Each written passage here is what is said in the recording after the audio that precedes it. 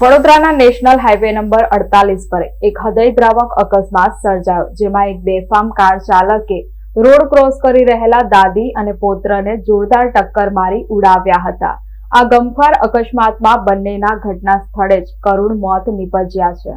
વડોદરા પાસેથી પસાર થતા નેશનલ હાઈવે 48 પર વધુ 2 લોકોનો ભોગ લેવાયો છે। આ અગાઉ અનેક લોકો અકસ્માતમાં અહીંયા મૃત્યુ પામ્યા છે, ત્યારે ગતરોજ ગામડેથી પોતાના દીકરાના ઘરે આવી રહેલ વૃદ્ધા અને 10 વર્ષનો માસૂમ રોડ ક્રોસ કરતા હતા। તે દરમિયાન 4 વ્હીલર ચાલકે ટક્કર મારતા ઘટના સ્થળે જ ગંભીર ઈજાઓના કારણે મોત નીપજ્યું હતું। આ બનાવને લઈ કપુરાઈ પોલીસે વધુ તપાસ હાથ ધરી છે। વડોદરા શહેરના બાપોદ વુડાના મકાનમાં રહેતા અને મૂળ પંચમહાલના સનાભાઈ સોલંકીએ નોંધાવેલ ફરિયાદ મુજબ તેઓની માતા હરખાબેન પ્રભાતભાઈ સોલંકી અને દીકરો વનરાજ સોલંકી ગામડેથી ઘરે બાપોદ વુડાના મકાનમાં આવતા હતા। તે દરમિયાન આ રોડ ક્રોસ કરતા ગમખ્વાર અકસ્માત સર્જાયો હતો, જેમાં બંનેનું ઘટના સ્થળે જ કરુણ મોત નીપજ્યું હતું। અકસ્માત સર્જનાર કાર ચાલકને પોલીસે રાઉન્ડ અપ કર્યો હોવાની માહિતી સામે આવી છે અને આ મામલે કપુરાઈ પોલીસે અકસ્માતે મોત અંગેનો ગુનો નોંધી વધુ કાર્યવાહી હાથ ધરી છે।